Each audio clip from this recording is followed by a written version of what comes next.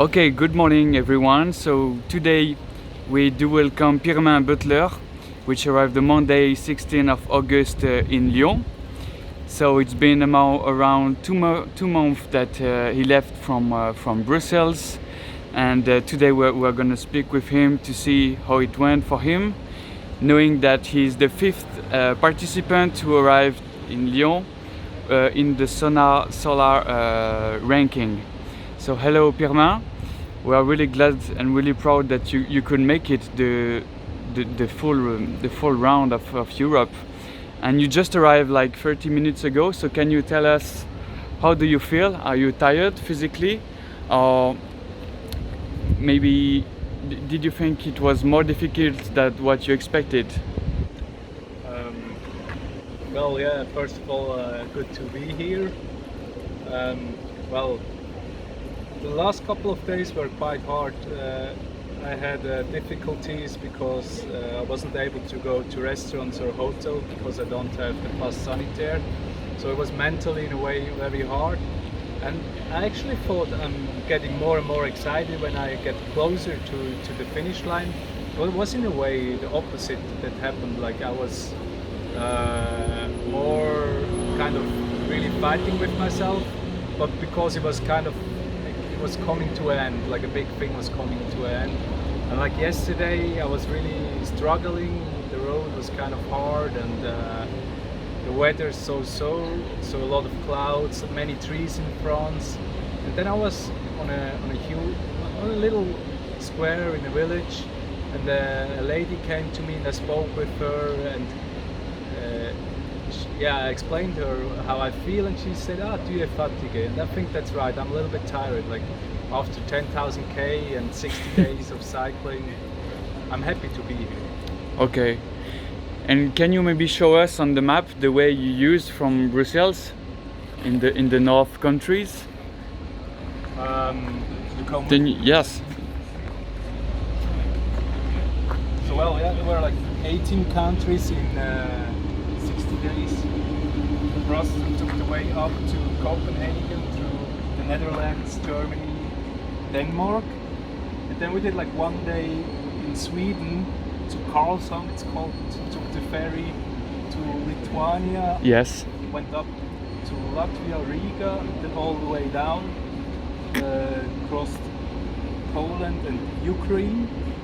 Went to Constanza, which was second checkpoint, and then all the way through the Balkans. So followed the river Danube until Serbia, crossed Serbia, went to Croatia, and I say we went to because I did the first half with my girlfriend, Alessandra, and she did a great job.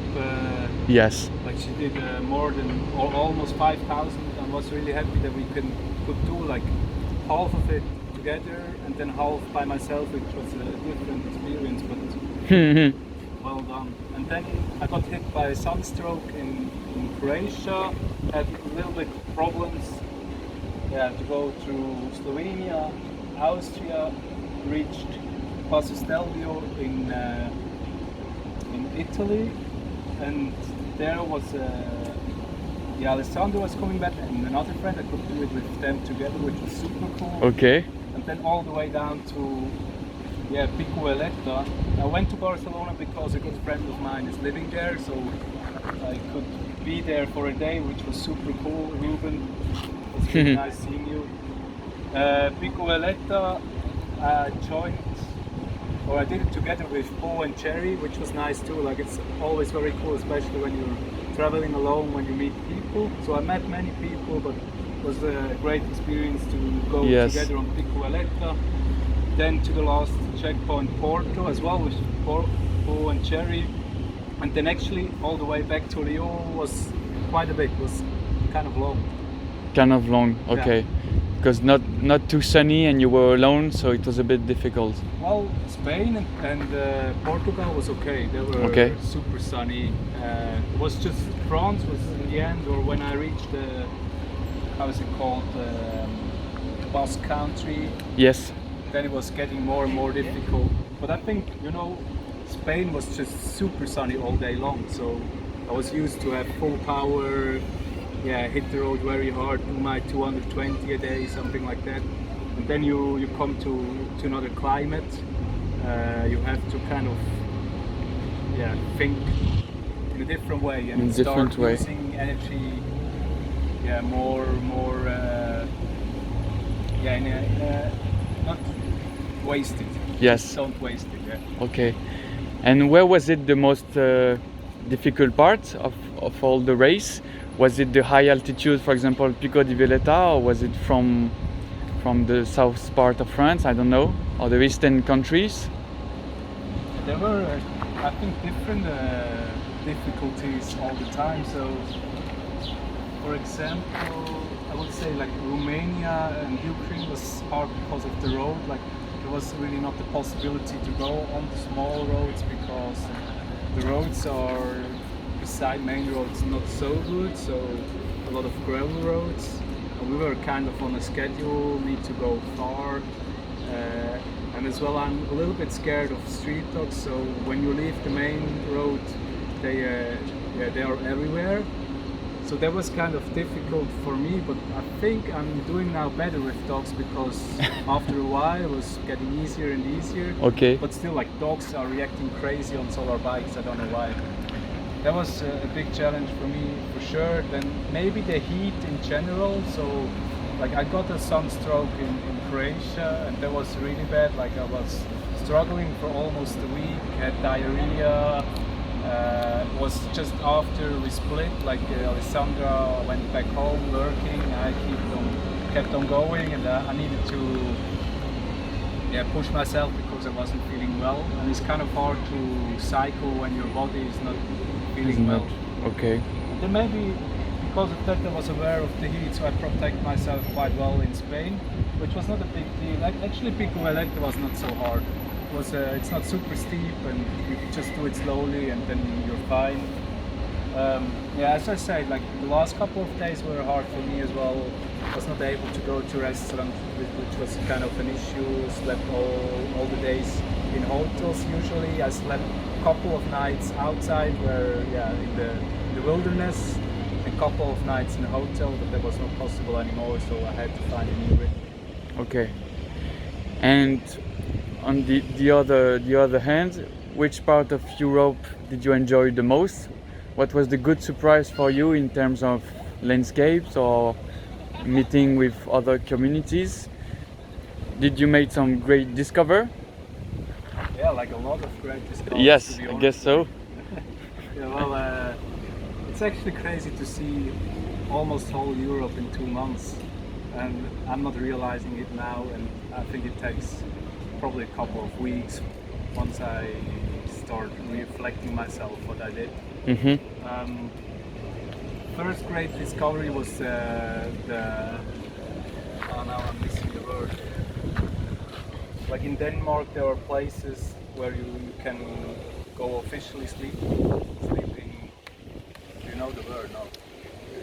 Shelter. Here it is. The shelter. Yes. Which is really cool. Like shelters in Denmark was kind of a nice experience to have official places where you can go kind of wild camping, but it's still official. Then I think the Baltic countries were really nice to see because of landscape, but also we met some nice people. As well, actually, Romania was, when my friend asked me what was the most interesting area, I have the most stories from Romania that there I think happened most different, or most interesting things. We went to a friend's, like a good friend from ours is from Romania. We went to visit his family, which was really cool. Thanks a lot, Adriano and Lazar for having us. And people were giving us a lot of food, which was so nice. Like we got it was really warm welcome there. And then I think when it comes to landscape, probably Provence was one of the nicest places because it changed so fast. Like, where did you say? Sorry. Provence. Provence, oui. Yes. Yeah, that was like this part.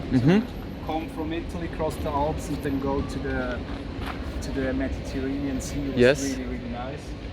And then I did I didn't follow the coastline. I went into Spain and that was really nice when it comes to landscape as well, because it's so different. Sometimes it looks like on the moon, like really or in the desert, no trees left. It's really interesting to see, and that was really nice as well. And maybe last but not least, like the houses in Portugal, I like them a lot. They're super white, in color blue and yellow Yes. and green, which was cool too. Great. And regarding the performance of your bike, was it the first time you used it in such a long trip? Were you happy of the performance? Did you have any problem with that, or will you fix it for another edition, or I don't know? How did it go technically? Yeah, it's too early to speak about. Should I move over here? Why not? It's Yeah. too early to speak about another edition. Yes, of course. But yeah, well, the bike was really almost perfect. Like I didn't have any big problem. Like as I told you, my stand, I don't know the proper word, like where I put the bike on, broke 2 days ago. That was actually the biggest issue. I had 2 flat tires, which is nothing, I think, and everything else just worked fine. So a huge thank you to my father who constructed the whole trailer and the bicycle, like the parts to put the suitcase and the front panel on it. Mm-hmm. Like he did a great job. As well as David and Jonas, who did the construction of the bicycle, which is super nice. There are small things I would do differently last year, like having a suspension would be super nice, so it was like super bumpy all the Okay. time. Maybe a different seat was not the best one, and also I think I'm having like a really standard handlebar. It would be nice to have more holes on it, which was like my fingers. I don't really feel my fingers anymore. That's okay. Yeah. And actually, I think let's say the innovation of this bicycle is like traveling with a suitcase with a bicycle, which was actually really cool, especially when you go to hotels. Like I can remove it within 2 minutes, and I Yes. have like all my stuff in a suitcase. But also when I go wild, camping somewhere, it's actually really cool because I leave a lot of things in my suitcase, and yeah, that was really nice. Okay, really great. And if you had to recommend some advices to someone who want to travel in such a big trip, would it be, for example, get sure you know well your bike, get sure you are ready to be alone for some days? Which advices would you give? I mean, for you it's different because you left by 2. You were a duo. But let's say that you made a half trip all alone. So if you had to talk to someone who is watching the video, hesitating doing it, what would you recommend? Maybe I think an interesting thing about the sun trip is that you like, I'm not sure. I think officially it's not. Is it a race? Hmm? Is it a race? No, it's not officially. Officially, it's not a race. Okay. Yes. Officially, it's not a race, but I think many people see it as a race. I'm Okay. not sure. Like maybe half of it, maybe not even. But as human beings, when you are, it depends probably. But if you are a little bit competitive and you see yourself on a map with others, you start comparing with each other.